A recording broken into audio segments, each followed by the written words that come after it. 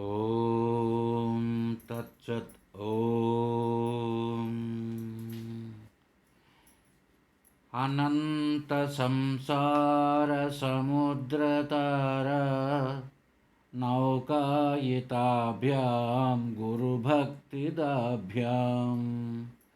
వైరాగ్య సామ్రాజ్యదపూజనాభ్యాం నమో నమః శ్రీ గురుపాదుకాభ్యాం నమో నమః శ్రీ గురుపాదుకాభ్యాం. అంతులేని సంసార సాగరాన్ని దాటడానికి పడవల వంటివి, గురుభక్తి కలిగించేవి, వైరాగ్యము అనే మహాసామ్రాజ్యాన్ని ఇచ్చేవి, పూజనీయమైనవి అయిన శ్రీ గురుపాదుకులకు నమస్కారము. హరి ఓం తత్సత్. వేదాంత బాలబోధలో చెప్పుకుంటున్నాం. ఇక్కడ శిష్యుడు అడుగుతున్నాడు గురువుగారిని, స్వామి మీరు ఇంతవరకు ఆత్మను తెలుసుకోవడానికి కోసంగా ఆత్మ శరీరత్రయ ప్రక్రియను గురించి వివరిస్తూ 3 శరీరములు కానిది ఆత్మ, అవస్థాత్రయ ప్రక్రియను గురించి వివరిస్తూ ఈ 3 అవస్థలు జాగ్రత్త అవస్థ, స్వప్నావస్థ, సుషుప్త అవస్థలు కాదు, మూడింటిని తెలుసుకుండేది ఆత్మ అని చెప్పినారు. అలాగే పంచకోశ విలక్షణ అన్నమయ, ప్రాణమయ, మనోమయ, విజ్ఞానమయ, ఆనందమయ శరీర, ఇవి 3 రకాలైనటువంటి కోశాలు, 5 రకాల కోశాలు ఉన్నాయి. అవంతా కూడా ఆత్మ కాదు అని కూడా చెప్పారు. అంతేకాకుండా విధేయ విశేషణాలతో ఆత్మ సత్ చిత్ ఆనంద అని కూడా చెప్పారు. పోతే నేను అక్కడక్కడ విన్నాను స్వామి, కార్యకారణ ప్రక్రియ అన్నది కూడా ఆత్మను తెలుసుకోవడానికి ఒక మెథడాలజీలో ఉందంటే కదంటండి. ఇప్పుడు మట్టి కారణం కుండ కార్యము, బంగారు కారణం నెక్లెస్ లేదా ఆభరణాలు కార్యము. అలాగే అండి కార్యముగా ఈ శరీరము జగత్తు కనిపిస్తున్నది అంటే కారణం ఏదో ఒకటి ఉండాలి కదా. కారణం లేనిదే కార్యం ఉండదు కదా. ఈ మేరకి ఈ సృష్టి, ఈ శరీరాదులు కనిపిస్తున్నాయంటే కారణం ఏంటి? అజ్ఞానమే కారణం అని చెప్పున్నారు ఇంతకుముందు. ఆ విషయాన్ని కార్యకారణ ప్రక్రియ ఈ మెథడాలజీ మేరకి, ఈ పద్ధతిలో నాకు దయచేసి ఆత్మను తెలియజేయండి స్వామి అని అడిగాడు శిష్యుడు. దానికి చెప్తున్నాడు గురువుగారు, ఆయన విను చెప్తున్నాం. కార్యకారణ ప్రక్రియ వాస్తవానికి నువ్వు అన్నట్టు మిగిలిన చోట్లలో కారణము కార్యము 2 ఉన్నాయి అని చెప్పుకుంటున్నాం. ఇక్కడికి వచ్చేటప్పటికి వేదాంత పద్ధతిలో వచ్చేటప్పటికి ఆత్మ ఒక్కటే ఉన్నది, ఇక రెండవది లేదు. రెండవది ఏదైనా ఉంటే అప్పుడు అది కారణం అనొచ్చు. ఉన్నది ఒకే ఒకటి.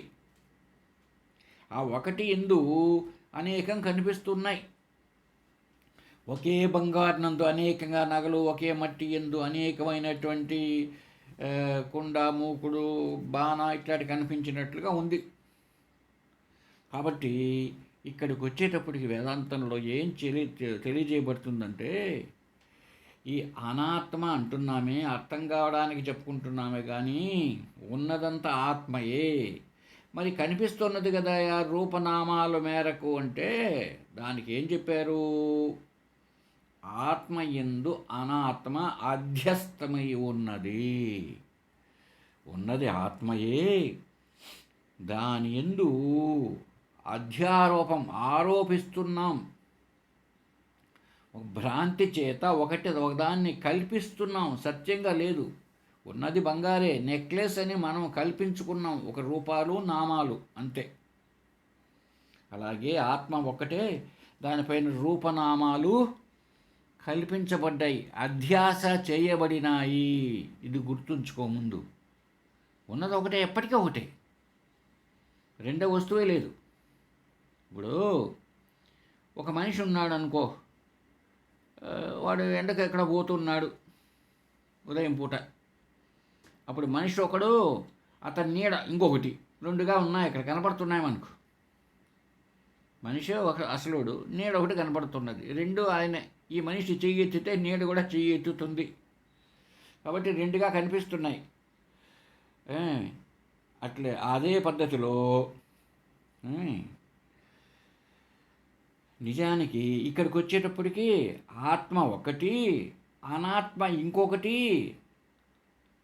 ఎట్లయితే మనిషి ఒకడు, అతని నీడ ఇంకొకటి అని చెప్పుకున్నాం కదా, అలాగే ఆత్మ ఒకటి, ఆత్మ కాని ఇంకొకటి అనేటువంటి రెండు వస్తువులు లేవు. ఒకటే ఆత్మ అన్నది, ఒకటే, ఎల్లప్పటికీ ఒకటే, సదా ఉన్నది అదే. దృష్టాంతంలో అయితేనేమో చెప్పుకుంటమే అది నీడగా కనపడుతున్నా కూడా వేరుగా ఉంది. ఎందుకని? ఈ మనిషి నీడ కాదు, నీడ మనిషి కాదు. నీడ మనిషి కాదు, మనిషి నీడ కాదు, కాబట్టి రెండు ఉన్నాయి ఇక్కడ. అయితే ఇక్కడ దృష్టాంతానికి వచ్చినప్పుడు ఆత్మ ఒక్కటే నిజంగా ఉండేది. ఆ ఆత్మ కంటే వేరైనటువంటిది, వ్యతిరిక్తమైనటువంటిది అనాత్మ అన్నది లేనే లేదు. ఏమండి, ఇప్పుడు అసలు మనం ఆలోచిస్తే ఈ నీడ నీడ నీడ అంటున్నాం కదండి, ఇది కూడా ఏంటంటే, ఇప్పుడు ఉదయం పూట ఎండ వస్తుంది అనుకో, కాంతి ఉంది, ఆ కాంతికి శరీరం అడ్డపడినట్టుగా ఉండేటప్పటికీ ఆ కాస్త ఆ శరీరం ఎంత ఉంటుందో అంత మాత్రం కాంతి ప్రసరణ లేదు, కాబట్టి శరీరం అడ్డొచ్చింది కదా, దానివల్ల అక్కడ కాంతి లేదు గనుక తప్పుడు జ్ఞానంతో ఇదే నీడగా అనుకుంటున్నాం. ఉన్నది ఒకటే కాంతి, ఎల్లప్పటికీ అట్లే ఉంటుంది. ఏదైనా మనిషి కావచ్చు, కుక్క కావచ్చు, నక్క కావచ్చు, చెట్టు కావచ్చు, చేమ కావచ్చు, కాంతి ప్రసారం లేకుండా అడ్డొచ్చింది, దానివల్ల ఈ ఆకారం అక్కడ పడుతున్నది. కాబట్టి సరిగా ఆలోచిస్తే అసలు నీడన్నది ఏంటి? కాంతి పోకుండా ఉండడం మాత్రమే, ఇంత మాత్రమే పోలిక, అంతేగాని. అయితే ఒకటి మనం అర్థం చేసుకోవాలి, ఇప్పుడు నీడ ద్వారా మనిషిని మనం ఊహించవచ్చు, ఈ ఉపయోగం ఉంది. వాళ్ళు రెండు ఉన్నాయి కదా అనుకున్నప్పుడు ఆ నీడ ద్వారా అసలైనటువంటి మనిషిని మనం కనిపెట్టవచ్చు, తెలుసుకోవచ్చు, మనకు ఆధారంగా నీడ తోడ్పడుతుంది. అలాగే ఇక్కడ అనాత్మ సహాయంతో ఆత్మను తెలుసుకోవచ్చు, ఊహించవచ్చు, ఆత్మ యొక్క జ్ఞానాన్ని పొందవచ్చు. ఆత్మలో ఆరోపించబడినటువంటి ఈ శరీరాదులన్నీ ఉన్నాయి కదా, ఈ జగత్తు శరీరాదులు, వీటి సహాయంతో ఆత్మను చూపవచ్చు. ఇప్పుడు నెక్లెస్ చూసావు, అది పచ్చగాను, కొంచెం కొంచెం పసుపు పచ్చగాను, షైనింగ్గాను అట్లా ఉంటుంది. దాన్ని బట్టి మనం నెక్లెస్లోనే బంగారును చూపవచ్చు, నెక్లెస్ని ఆధారం చేసుకొని. అలాగే అధ్యాస చేయబడినటువంటి శరీరాదుల ద్వారానే ఆత్మను తెలియజేయవచ్చు. కాబట్టి ఈ అనాత్మ పదార్థాలు వల్ల మనకు ఏంటి లాభం అంటే, ఆత్మజ్ఞానం కలగడానికి ఇది ఉపయోగపడతాయి, అంత మాత్రమే. నిజానికి రెండవ వస్తువు ఉండి కాదు, నిజంగా లేకపోయినప్పటికీ ఈ ప్రయోజనం ఉంది. ఇప్పుడు ఇంకొక చిన్న విషయం మనం ఆలోచిద్దాం. చూడు, అద్దానికి ఎదురుగా నిలబడుకున్నాం, మనిషి యొక్క ప్రతిబింబం పడుతోంది, ఇది అచ్చం మనలాగానే ఉంది అనిపిస్తోంది. ప్రతిబింబం కూడా బింబంలాగానే కనిపిస్తుంది, అంతేగాని నిజంగా అక్కడ మనిషి ఏమి, అద్దంలో మనిషి ఏమి ఉండడు. అంతేకాదు, ఒక్కోసారి అక్కడ అదే ఒక రూమ్లో మనం నిలబడుకున్నాం అనుకో, ఆ ఇంట్లో ఎక్కువ అద్దాలు ఉంటే ఎక్కువ మంది ఎక్కువ ప్రతిబింబాలు కనపడే ఆస్కారం ఉంది. ముఖ్యంగా నెల్లూరులోనో, లేకపోతే ఇక్కడ గండి దగ్గర ఆంజనేయ స్వామి, గండి కాదు మహానంది అనుకుంటాను, శివాలయంలో కూడా అద్దాలన్నీ అద్దాల గది, మనం పోయి లోపల నిలబడుకుంటే అనేక ప్రతిబింబాలు కనపడతాయి రకరకాల ముఖాలతో. కాబట్టి అనేక అద్దాలుంటే అనేకం కనపడతాయి. అంతేకాదు, ఒక రెండు వైపులా కూడా దీపం ఉంటే ఒక మనిషికి రెండు నీడలు కూడా కనపడుతూ ఉండొచ్చు. ఒక దీపమే ఒక లైట్ ఉంటే ఒక నీడ పడుతుంది. ఇటువైపు ఒక లైటు, అటువైపు ఒక లైట్ ఉందనుకో, రెండు నీడలు కూడా కనపడేదానికి ఆస్కారం ఉంది. ఏమి కాబట్టి ఈ ప్రతిబింబము కానీ అలాగే ఆ నీడలు కానీ ఎంత మాత్రము నిజమైనటివి కాదు. అలాగే ఉన్నది ఒకే ఆత్మ అనేకమైనట్లుగా కనపడవచ్చు. అనాత్మలు వేరువేరుగా ఉన్నట్టు కనపడవచ్చు. అంత మాత్రంతోనే ఈ ఆత్మభేదము కానీ ఈ ఆత్మ కాని వస్తువులు ఉన్నాయే వాటిల్లో భేదంగా నిజంగా ఉన్నదని కాదు. ఇప్పుడు మనం ఎగ్జాంపుల్ చెప్పుకున్నామే, అద్దం అనేటువంటి ఉపాధి ఉన్నప్పుడు, అద్దాలు ఉన్నాయనుకో దండిగా, ప్రతిబింబాలు అనేకంగా కనిపిస్తాయి. అలాగే ఈ శరీరాదులు అన్నటువంటి ఉపాధులు ఉన్నప్పుడు అనేక శరీరాలు ఉంటే అనేక ఆత్మలు కనిపిస్తాయి. ఇప్పుడు దీనికే చెప్పితే మనం ఒకసారి ఇంతకుముందు కూడా చెప్పుకున్నాం, 100 కడవల్లో నీళ్లు ఉన్నాయంట. 100 కడవల్లో పెట్టాము అక్కడ రాత్రిపూట 100 మంది చంద్రుళ్ళు కనపడుతున్నారంట అక్కడ. నిజానికి 100 మంది చంద్రుళ్ళు ఉండి కాదు, ఉన్నది ఒకే చంద్రుడే. ఈ 100 పాత్రలు, మట్టి పాత్రలు అనేటప్పటికీ ఇవి ఎంత ఉపాధులు అనేటప్పటికీ అనేకంగా ఉపాధులు ఉన్నాయి కాబట్టి అనేకంగా గోచరిస్తున్నారు, అంత మాత్రమే. అలాగే ఉన్నది ఒకే ఒక ఆత్మ. ఈ ఉపాధి భేదాల వల్ల అనేకంగా కనిపిస్తూ ఉన్నాయి, అంత మాత్రమే మనం అర్థం చేసుకోవాలి. అయితే అక్కడ దాంట్లో కూడా ఇంకా మళ్ళీ తేడా చూస్తే, అక్కడ నిజానికి ఉపాధులు అనేటి, ఆ అద్దాలు అనేటి మనకు వేరుగా కనిపిస్తున్నాయి, అంత మాత్రమే. అసలు ఇక్కడికి వస్తే, వేదాంతానికి ఇక్కడికి వస్తే, మనం సబ్జెక్ట్కి వస్తే, ఈ శరీరాదులు కూడా సత్యాలు కావు. నిజానికి శరీరాదులు కూడా, ఈ ఉపాధులు ఉంటున్నామే, అనేక ఉపాధులు శరీరాలు లేవు, అవి కూడా లేవు, అవి కూడా అధ్యస్థమే. ఆరోపించావంతే, ఆరోపించావు. నిజంగానే ఉపాధులు అన్నట్టు కూడా మళ్ళీ సత్యమా అంటే సత్యం కాదు. సత్యంగా అన్నటువంటి ఉపాధులు అధ్యాస వల్ల అట్లా ఉపాధులుగా కనపడుతున్నాయి.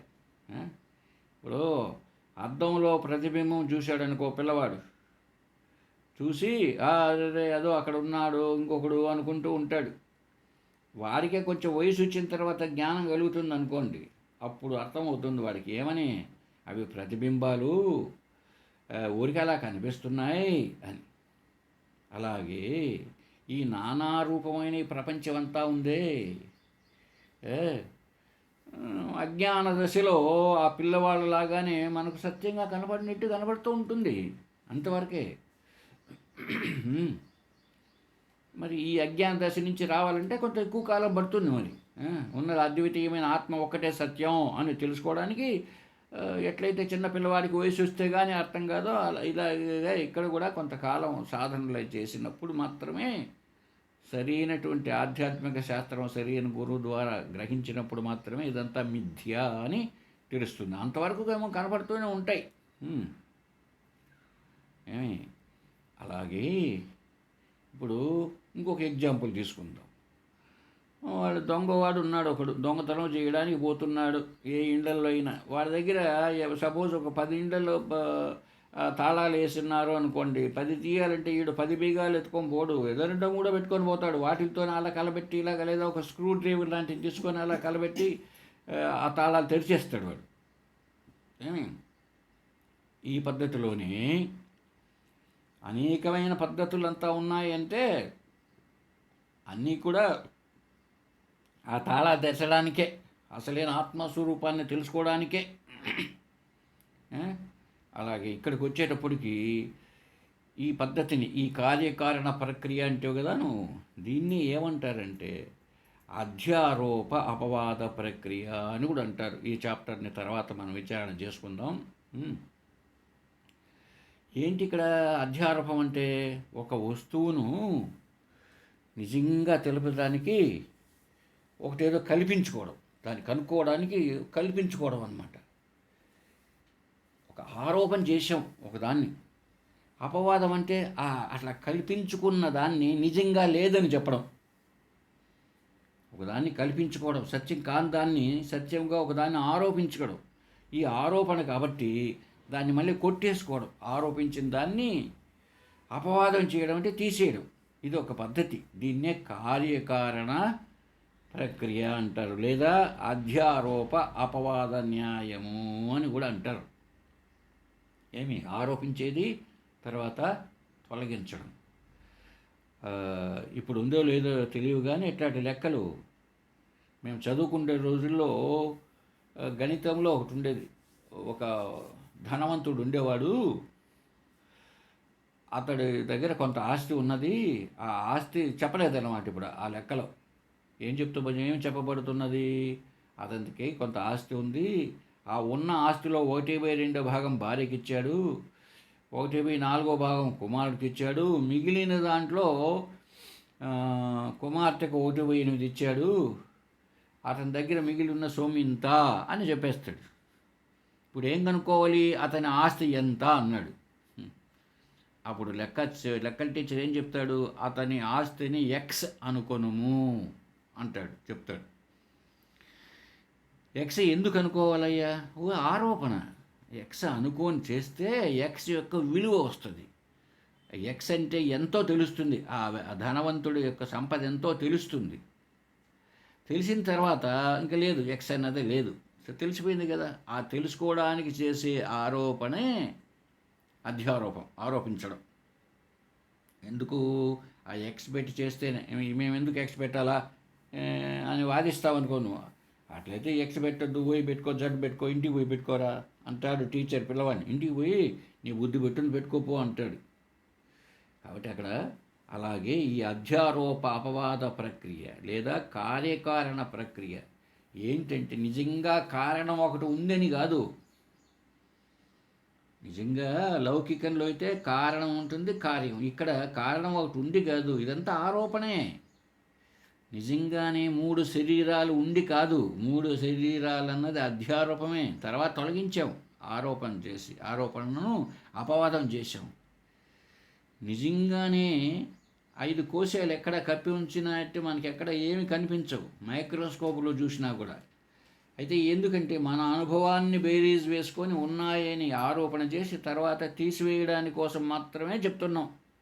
ఇది గ్రహించాలి ముందు. అంతేగాని కార్యకారణ ప్రక్రియ, ఈ కారణం ఒకటి ఉంది కనుక కార్యం వచ్చింది. అది భక్తులైతే ఆ కారణం పరమాత్మ, ఆయన పైలోకాల్లో ఉంటాడు ఒక ఆయన సృష్టి చేస్తూ ఉంటాడు. ఈ శరీరాలను అంతా రాస్తూ ఉంటాడు తలకాయల పైన. తర్వాత ఇంకొక ఆయన ఉంటాడు, ఆయన స్థితి కారకుడు. ఇంకొక ఆయన ఉంటాడు, ఆయన లయం చేస్తూ ఉంటాడు. ఇలాగా మనం ఆలోచించుకొని చెప్పుకుంటూ ఉంటాం. మంచిదే. ఇవంతా కూడా అర్థం కావడానికి ఆయా స్థాయిల్లో చెప్పడం మంచిదే. ఆయా స్థాయిలో ఉన్నప్పుడు చందమామరావే, జాబిల్లిరావే, కొండెక్కిరావే అని పాడుతూ ఉంటారు తల్లులు పిల్లల దగ్గర. ఇది చందమామ రాను రాదు అన్నది వాళ్ళకి తెలుసు, పిల్లలకి తెలియదు. తర్వాత వయసు వస్తే ఆ పాట పాడితే వాడు ఒప్పుకోడు. కాబట్టి ఇది అర్థం చేసుకోవాలి మనం. సరే, బాగానే ఉంది. ఈ కార్యకారణ వాదం ఉన్నదే, ఇది మన దేశంలో షడ్దర్శనాలు అనుకుంటమే. 6 నాస్తిక దర్శనాలు, 6 ఆస్తిక దర్శనాల గురించి. ఈ ఆస్తిక దర్శనాల గురించి మనం ఆత్మ సత్యత్వబోధ అనేటువంటి టాపిక్లో చాలా బాగానే అనుకుంటాను నేను, బాగానే చెప్పడం జరిగింది షడ్దర్శనాల గురించి. అదే ఏది ఆత్మ సత్యత్వబోధ, శంకర మహామననము అని గండి రామకృష్ణానంద స్వామి వారి యొక్క తెలుగు గ్రంథం. అది ఇప్పుడు లభ్యం కాదనుకోండి. దాంట్లో మీకు షడ్దర్శనాల విషయం అంతా చర్చ జరిగింది. బాగా అర్థం కావాలంటే ఈ దర్శనాల గురించి దాంట్లో ఒకసారి అవన్నీ మళ్ళీ వింటే మీకు బాగా అర్థమవుతుంది. సరే, ఇక్కడ ఏంటంటే ఈ కార్యకారణవాదం ఉంది కదా, ఈ మన యొక్క దర్శనాచార్యులకి ఇప్పుడు ఉండేటువంటి సైంటిస్టుల మధ్య చాలా తేడా కనబడుతుంది. సైన్స్ చెప్పేవాళ్ళు ఏం చెప్తారు? ఎంత మూఢత్వమయ్యా, అంతా మూఢనమ్మకము అని లార్డ్ రష్యల్ అంటే ఎవడో సైంటిస్ట్ చెప్పాడు. దాంతో కొట్టకపోతున్నారంతా. ఆ? అంతేగాని పురాతన కాలం నుంచి అలా మూఢనమ్మకంతోనే పోతున్నారు. అది అంతేగాని ఇదంతా సత్యం కాదు అన్నటువంటి విషయంగా వాళ్ళు ఏదో చెప్తారు. ఉమ్. ఇక్కడ ఇంకొకటి ఏంటంటే, మన దర్శనాల్లో రెండు రకాలు కారణము రెండు రకాలుగా ఉంటుంది. ఒకటి నిమిత్త కారణం, ఇంకొకటి ఉపాదాన కారణం. ఏదైనా ఒక వస్తువు ఉండాలంటే తయారు చేయడానికి మెటీరియల్ ఉండాలి, అంటే దాన్నే ఉపాదాన కారణం అంటారు. తయారు చేయగలిగిన వాడికి ఆ నేర్పర్తనము తెలివితేటలో ఉండాలి. వాడు నిమిత్తం, వాడే కారణం, దానికి నిమిత్త కారణం. ఈ రెండు ఉండాలి. ఈ రెండు ఉన్నప్పుడే ఏదైనా ఒకటి కార్యముగా తెలియబడుతూ ఉంటుంది. ఇక్కడికి వచ్చేటప్పటికి ఈ దర్శనాచార్యులందరికి కూడా నిమిత్త కారణం ఈశ్వరుడు. ఒక్క నాస్తికవాదం తప్ప, నాస్తికులు తప్ప మిగిలిన ఆస్తిక దర్శనాలన్నింటిలో కూడా, షడ్దర్శనాల్లో అందరూ పరమాత్మను అంగీకరిస్తారు. బాగుంది. అయితే ఉపాదాన కారణం, ఈ దేహాలు, ఈ సృష్టి ఇలా తయారైందంటే ఏంటి మెటీరియల్? ఏంటి మెటీరియల్? ఏమిటి మెటీరియల్? లేకుండా తయారు కాదు కదా. ఇక్కడే మనకు పెద్ద ప్రశ్న. మిగిలిన సిద్ధాంతాలకి మనకు తేడా ఏంటంటే, సృష్టి చేశాడు, బాగానే ఉంది. సృష్టి చేశాడండి బ్రహ్మ, బాగానే ఉంది, చేసిండొచ్చు. అయితే అతని దేంతో తయారు చేసినాడయ్యా అంటే, దేంతో తయారు చేసి ఉండాలా? ఏదో ఒకటి ఉంటుందయ్యా అన్నాం. ఆ ఏదో ఒకటిని ఎవరు చేసి ఉండాలి? మళ్ళా ఇంకొక ఈశ్వరుడు ఎవరో చేసి ఉండాలి. అది కుదురుతుందా? ఆ మెటీరియల్ చేసిన ఆయన మళ్ళీ ఇంకొక ఆయన అయిపోయి అలా వీలు పడదు కదా. అక్కడ అనవస్థా దోషం వస్తుంది, ఆగదు ఇంకా. కాబట్టి మెటీరియల్ను ఎక్కడ ఉండి, కుమ్మరివాడు నేలపైన కూర్చొని కుండను చేశాడు. ఈ నిమిత్త కారణమైన ఈశ్వరుడు ఎక్కడ ఉండి చేశాడయ్యా? ఆకాశంలో ఉండి చేశాడండి. ఆకాశంలో ఉన్నాడు కూర్చొని, ఆ మెటీరియల్ తెచ్చాడు, అందరికీ చేశాడు అంటారా? తప్పు. ఎందుకో తెలుసా? మరి ఆకాశంలో ఉండి చేసేటువంటి ఆకాశము అనేదాన్ని నువ్వు చెప్పేటువంటి ఈశ్వరుడు కాకుండా ముందే ఒక ఆయన ఎవరో తయారు చేసి పెట్టి ఉండాలి కదా.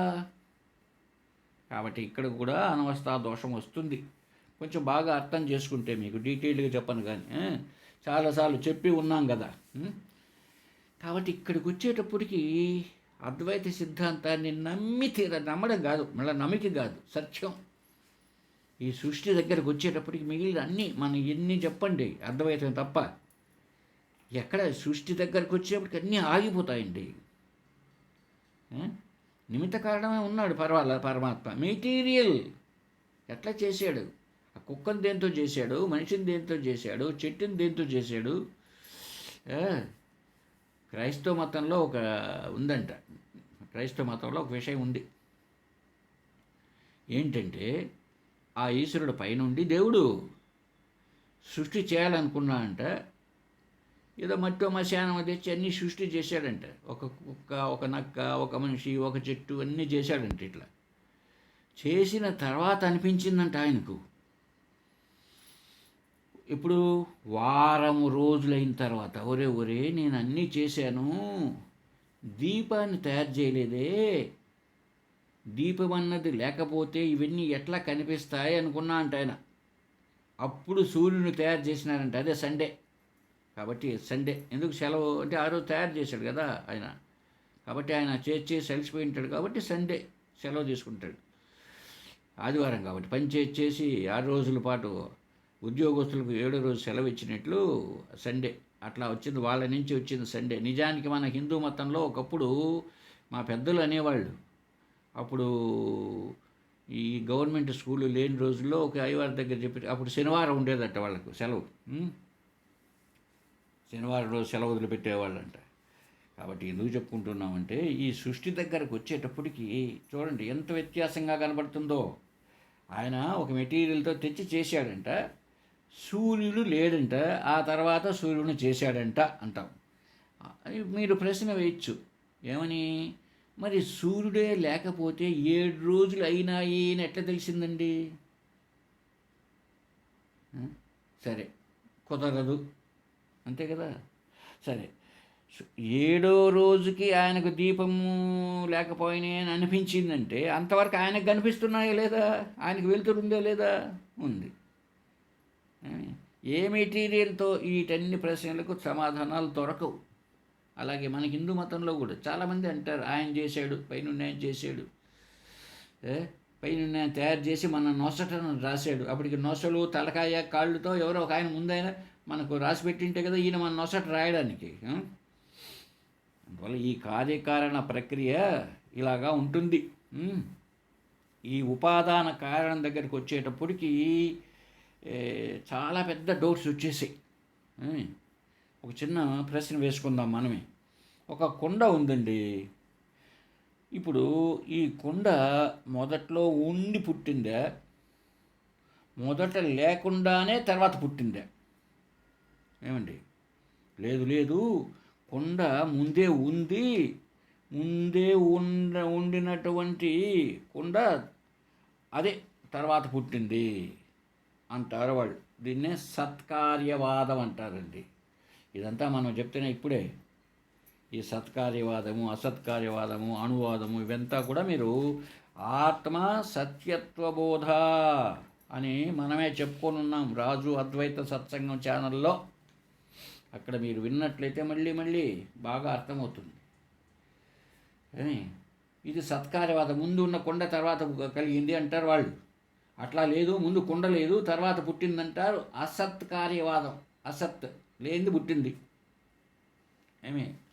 మీ సత్కార్యవాదం వాళ్ళు వాదించేది ఏంటి? అయ్యా ముందు మట్టి ఉంది కదా, ఆ మట్టిలోనే అవ్యక్తముగా ఉంది కొండ, ఆ ఉన్న మట్టే కొండగా మారింది, రూపాంతరం చెందింది, మట్టే కొండగా రూపాంతరం చెందింది అంటారు ఈ సత్కార్యవాదులు. వీళ్ళు అసత్కార్యవాదులు వీళ్ళేమంటారు? ముందు అసలు కొండే లేదు, కొత్తగా పుట్టింది అంటారు అసత్కార్యవాదులు. కపిల సాంఖ్యం ఇదేం చెప్తుంది? సాంఖ్యులు వీళ్ళు సత్కార్యవాదులు. ఇప్పుడు చెప్తే అంటే ఉన్నదే పుట్టిందనే వాళ్ళు ఈ కపిలుడు చేసినటువంటి సాంఖ్యం. వాళ్ళు ఏం చెప్తున్నారు? సాంఖ్యం మొదటి నుంచి ప్రకృతి ఉన్నది పరమాత్మతో పాటుగానే, ఈ నేచర్ అంటామే మనం, అది ఉంది, అదే మార్పు చెందింది, మార్పు చెంది మహత్తు, అక్కడి నుంచి అహం అని అహంకారము, ఇలాగా తర్వాత ఆకాశము, ఇలాగంతా ఒకదాన్ని మార్పులు చెందుతూ వచ్చింది అంటారు వాళ్ళు.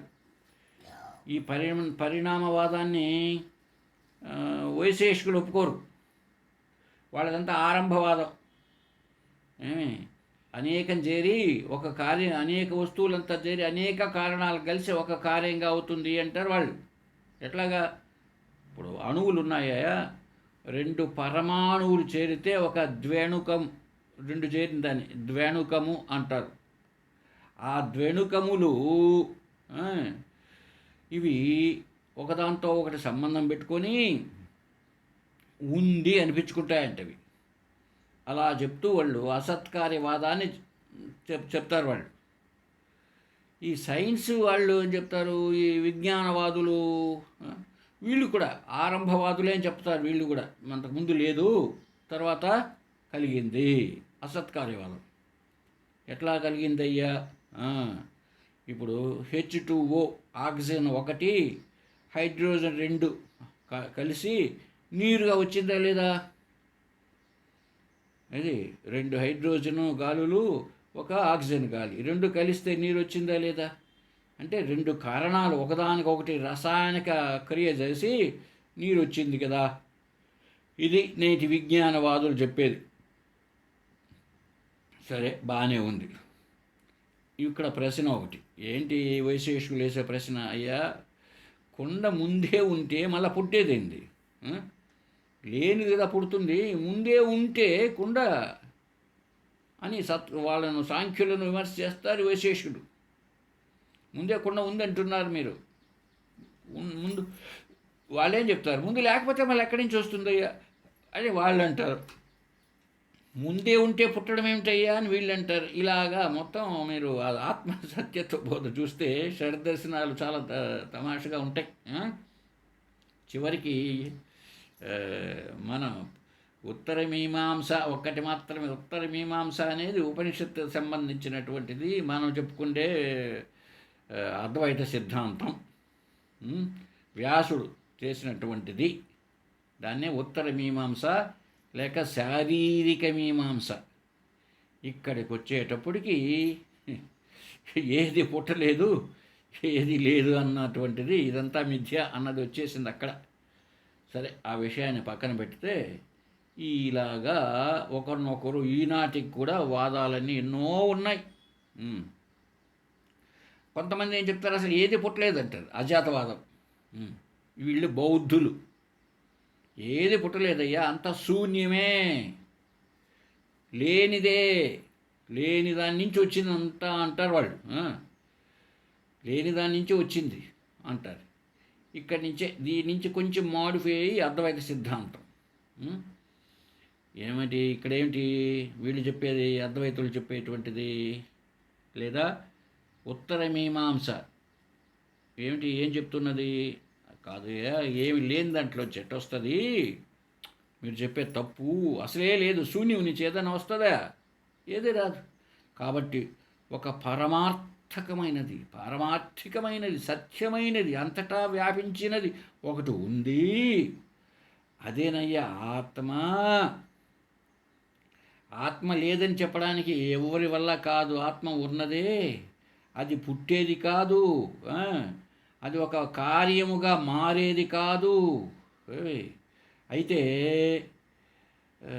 మనకు చూడ్డానికి వేరుగా పుట్టినట్టు కనపడుతున్నది, అది పుట్టింది కాదు, వేరుగా కనపడుతుంది. ఇప్పుడు నెక్లెస్ పుట్టిందా? అసలు నెక్లెస్ అనేది లేదు,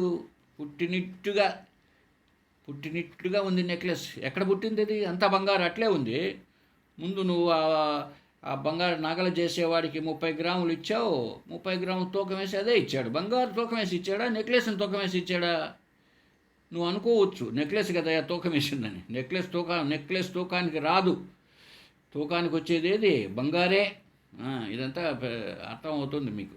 సరే చూడండి, ఇక్కడ చెప్తున్నాడు, అజాయమాన బహుధా విజాయతే. అజాయమాన పుట్టకుండానే, పుట్టనిదే చాలా రకాలుగా పుట్టినట్లు కనపడుతూ ఉంటుంది. ఇది అద్వైత సిద్ధాంతం. ఏట్లో మధ్యాహ్నం పోతే నీళ్లు పుట్టలేదండి, అసలు వాన పడలే, నీళ్ళు లేవు, అయినా నీళ్లు కనపడతాయి. మరి నీళ్ళు లేకున్నా కనపడతాయి. ఇదే దీన్నే వేదాంత సిద్ధాంతంలో ఏమన్నారు? మాయ అన్నారండి. మాయతో పుడుతుంది అంటే మాయతో పుట్టినట్లు తోస్తుంది. మాయ అంటే అజ్ఞానం. సమిష్టికైతే మాయ, వ్యష్టికైతే అజ్ఞానం అన్నారు. ఇప్పుడు పాము పుట్టిందే తాళ్ళలో నుంచి. పుట్టకపోతే వాడికి పాము ఎందుకు కనపడ్డది? కనపడుతూనే వాడు పాముని ఎందుకు పరిగెత్తాడు? కాలు ఎందుకు విరిగింది? చూడండి మాయ ఎంత పని చేసిందో. పాము చూసినాడు, నిజంగానే పాము అనుకున్నాడా లేదా? అనుకున్నాడు. ఇదే మాయ. మాయ అంటే ఏంటంట? యుక్తిహీనమై తోస్తున్నదేదో అది మాయ. యుక్తిహీనం అంటే తర్కించడానికి వీలు లేదు. అనిర్వచనీయమైనది మాయ. మాయ ఎటువంటిదంట? దాన్ని ఇలాగా అని చెప్పడానికి వీలు లేదో అది దాన్నే మాయ అన్నారండి. దాన్ని ఇది ఇలాగా అఘటనా ఘటి పటీయసి మాయా అని శంకరులు ఒక 5 శ్లోకాలు కూడా రాశాడు, మాయా పంచకమని. అఘటనా ఘటి, జరగనటువంటి పనులు జరిగినట్టు చూపిస్తుందంట మాయ. అదే కదా గారడీవాడు అంటారే, హిప్నాటిజం చేసేవాడు. రకరకాలైనటి లేనిది జరగని దాన్ని జరిగినట్టు చూపిస్తుంటుంది. ఇదే మాయ. లేని పామును తాళ్ళు తెచ్చిపెట్టింది. ఆ ఏట్లో ఉండేది ఎండ ఇసుక, అయినా నీళ్ళని తెచ్చిపెట్టింది. ఆకాశం బ్లూ రంగుతో లేదు, అయినా బ్లూ రంగు తెచ్చిపెట్టింది. చూసారా? లేనిది. కాబట్టి లేనిదాన్నే ఇదే కార్యకారణవాదం చెప్పుకున్నప్పుడు వేదాంతులు ఏం చెప్తున్నారు? మాయ కారణం, ఈ సృష్టి కనిపిస్తుంది, దేహము సృష్టి అంతా ఇది కార్యము. మాయ అంటే ఏందే నేను చెప్పలేను. ఏమి ఉండేది కాదు. యామ సామాయ, ఏది లేదో అది మాయ. అరెరే, లేని దాంట్లో మళ్ళీ ఏంటి సార్ మీరు లేని దాంట్లోంచి పుట్టిందంట? అవునయ్యా, లేని పాము పుట్టలేదా? ఆ? కల్లో నీవు నీ స్నేహితులంతా రెక్కలు కట్టుకొని ఆకాశంలో ఎగురుతూ ఉన్నారు బాబు. మీకు నిజంగా రెక్కలు ఉన్నాయా? లేవు. మరి వచ్చిందా కల్లో? ఎందుకు వచ్చినాయి? నువ్వే అదేనయ్యా మాయ, నువ్వే కల్పించుకున్నావు. అదే కదా కల్పన అంటున్నది. మేము భ్రాంతి. ఏ, భ్రాంతితో పెద్ద పెద్ద పట్టణాలే కనపడతా ఉంటాయి. అదే భ్రమ. ఆ, భ్రమ భ్రమ భ్రమ చేత రకరకాల పట్టణాలన్నీ చూడొచ్చు. నువ్వు కోయిటు చూడొచ్చు భ్రమ చేతనే. నువ్వు ఏ రోజు పోయిండ్లా. ఎక్కడో చూసావు పుస్తకంలో, కోయిటు కనపడుతుంది కల్లో పోతే. సింగపూర్ చూడొచ్చు కల్లో. కాబట్టి ఇవంతా లేకుండానే కనపడుతూ ఉంటాయి. ఇదే మాయ యొక్క గొప్పతనం. దాన్ని ఇది అని చెప్పడానికి వీలు లేదు. అందువల్ల వేదాంతులది నిజమైనటువంటి అజాతవాదం. ఏది పుట్టలేదు, ఉన్నదేదో అదే ఉన్నది. ఉన్నది అదే ఉంది. ఏది పుట్టేది లేదు, గిట్టేది లేదు. ఇప్పుడు మనకు సరిపోతుంది ఇది, ఈ వాదన అద్వైత సిద్ధాంతం. చూడండి, సముద్రం దగ్గర పోయా, మనం చూస్తూ ఉన్నాం. మనమే అంటున్నాం, బా ఎంతెంత అలలు పుడుతున్నాయ్యా, బా ఏం పుడుతున్నాయి సముద్రంలోంచి అలలు అంటున్నాం. అసలు అలా అన్నది ఏంటో ఒకసారి ఆలోచించి చూడు. ఊరికి ఒక పేరు అయ్యా అంతే, అలా అని. నీరే కదా అది. సముద్రంలోంచి అలలు పుట్టడం ఏమిటి? తల్లి గర్భంలోంచి పిల్లవాడు పుట్టినట్టు పుట్టిందా? లేదు. సముద్రంతోనే ఉంది, సముద్రముగానే ఉంది, నీళ్ళగానే ఉంది. అది ఎక్కడికి ఎప్పుడు బయటకు వచ్చి పుట్టలేదు. రెండు లేవు అక్కడ. అలలు ఒకటి, సముద్రం ఒకటి, నీరు ఒకటి, ఇన్ని లేవు. అందులో అనేకం, ఒక చిన్న అల, పెద్ద అల అన్న అనేకమైన అలలు. ఇన్ని లేవు, అలలు లేవు, ఏమి లేదు, ఉన్నది నీరే. ఏమండి? కాబట్టి ఇదంతా అజాతవాదం. అట్లాగే జగత్తంతా అలాగే కనిపిస్తోంది మనకు. ఏది పుట్టలేదు. బాగుంది. ఇది వచ్చేటప్పటికి మనకు ఒక డౌట్ వచ్చేస్తుంది. ఏమండి, ఏది పుట్టలేదు, ఈ పుట్టిందంటాం, పెరిగిందంటున్నాం, క్షీణించిందంటున్నాం, చనిపోయింది అనుకుంటున్నాం మన శరీరాల దగ్గర నుంచి. ఇదంతా వ్యవహారంలో ఉంది. మరి మీరు చెప్పే పద్ధతిలో చూస్తే ఇది కుదరినప్పుడు ఇంక వ్యవహారానికి ఏంటి గతి? అసలు వ్యవహారంలో జీవిస్తున్నామా, మనం అంతా ఉన్నామా, బతుకుతున్నామా లేదా? ఒక చిన్న దృష్టాంతం చెప్పుకుందాం. ఇప్పుడు పొలం ఉంది. పొలంలో వరి పైరు వేసాడు. వరి పైరు పుట్టింది, దాంట్లో పెరిగింది, దాంట్లోంచి ఒడ్లు వచ్చాయి. ఒడ్లు బాగా దంచేసినారు, బియ్యం వచ్చాయి, అన్నం చేసుకొని తిన్నాడు, ఆకలి తీరింది. ఇది సత్యంగా కనపడుతుందా మనకు? అట్లా కాకుండా ఈ వరి పైరు వేశారు అన్నప్పుడు మాయ పైరు పుట్టింది, మాయ ఒడ్లు వచ్చినాయి, మాయతో బియ్యం వచ్చింది, ఆకలి కూడా తీరిపోయింది పో అంటే ఎంత బాగా ఉంటుంది చెప్పండి? అవంతానేమో మనకు సత్యంగానే తెలియబడుతున్నాయి కదా మరి అని కొంతమంది క్రాస్ క్వశ్చన్ వేయచ్చు. ఎందుకు? లోకంలో కనపడుతున్నది ఒక ప్రదేశము, ఒక కాలము, ఒక రీజన్ను, ఒక కారణము, ఒక నిమిత్తము, ఇవంతా కూడా కనపడుతున్నది. ఈ కార్యాలంతా కూడా కనపడుతున్నది. కాబట్టి నిజంగానే కారణాన్ని బేస్ చేసుకుని కార్యం పుట్టిందనే తెలుసుకోవాలి కదా. అట్లా కాకుండా ఏదేదో ఊరి కథలు చెప్పేస్తే వ్యవహారం ఎలా? వ్యవహారం జరుగుతుందా? ఇప్పుడు దానికి జవాబుగా చెప్తున్నాడు, నాయనా నీకు అర్థం కాలేదు. ఒకవేళ అర్థక్రియ కలిగినంత మాత్రంతో సత్యంగానే తెలియాలని నిజంగానే అన్నది ఏం లేదు. ఒకసారి గుర్తు తెచ్చుకో. సత్యంగా భ్రాంతిలో కూడా అంత సత్యంగానే ఉంటుంది. భ్రాంతిలో కూడా అట్లాగే కనబడుతూ ఉంటుంది. ఇప్పుడు కళ వచ్చింది, కళ్ళలో 100 మంది జనం అంతా వచ్చినారు. మార్కెట్ నిండాక వస్తువులు, రకరకాల కూరగాయలు, మార్కెట్ నిండాక వస్తువులు అన్నీ ఉన్నాయి. అంటే అవన్నీ పుట్టినాయి అంతే కదా, అవన్నీ వచ్చినాయి, మనుషులంతా పుట్టారు కదా. ఏం కారణం చెప్పు ఒకసారి? నీ కళలో వచ్చినటువంటి మనుషులు ఎవరికి పుట్టిన వాళ్ళు? నీ కళలో రకరకాల కూరగాయలు అన్నీ వచ్చాయి, టొమాటోలు, బీన్స్, రకరకాల, అవన్నీ ఏ చేలో పండినా ఎక్కడి నుంచి వచ్చినాయి చెప్పు ఒకసారి? ఆ? పుట్టినట్లు తోచుతున్నది అంతే, అది నిజం. అది అధ్యాసే, కల్పించుకోవడమే. నువ్వు అనొచ్చు, ఇంతకుముందు అన్నావు ఏమండి, మాయ ఓట్లు, మాయ బియ్యము, ఆకలి తీరిపోయింది పో అని. నిజమే, ఆకలి కూడా కల్పనే బాబు. నువ్వు అనుకుంటున్నావు ఆకలి అవుతుంది కదా 12 గంటలకని. నీ మనస్సు ఆ టైంలో కరెక్ట్గా రోజు 12 గంటలకు భోంచేసేవాడేవనుకో, ఆ 12 గంటలో 1 గంట మధ్యలో నీకు ఏదైనా వేరే సీరియస్ మ్యాటర్ ఉందనుకో, ఏదో వేరే విషయంగా, అప్పుడు నీకు ఆకలి అనిపిస్తుందా? ఎట్లా పోయింది మరి నీ ఆకలి? ఈరోజు 12 గంటలకు భోంచేసేవాడివి కదా, ఈరోజు 2 గంటలైనా కూడా నీ మనసు తిండిపైనకి వెళ్ళలేదే. చూడండి. కాబట్టి ఇక్కడ ఇవంతా కూడా భ్రాంతి చేతనే. నువ్వు ఆకలి అంటావా, భ్రాంతి. లేదు, నిద్రపోయినావు అనుకో, పొరపాటున 2 రోజులు నిద్ర సరిగ్గా లేక పడుకున్నావు, పొద్దున పడుకున్నావు, మధ్యాహ్నం అన్నానికి కూడా లేవు. ఏమిటది, ఏంటిది? ఏమిటి? సరే, నువ్వు మాయ వడ్లు అంటున్నావు, అవును. మరి ఇప్పుడు కల్లో నీకు ఆకలి అయింది, కల్లో ఆకలి అయితే మెలకువలో బియ్యంతో అన్నం చేసుకుంటావా? కలలో ఉన్న బియ్యంతోనే అన్నం చేస్తావు. కలలో ఆకలి అయితే కలలో బియ్యము అదంతే. అలాగే జాగ్రత్తలో ఆకలి అయితే జాగ్రత్తలో బియ్యము, కలంతో మెలకువ అంతే. కాబట్టి ఇదంతా భ్రాంతితో అధ్యాస మాత్రమే. ఏనైనా ఈ విషయాన్ని శిష్య ఇంకా నీకు అర్థమయ్యేటట్టుగా విశదీకరిస్తాం తర్వాత. హరి ఓం తత్సత్.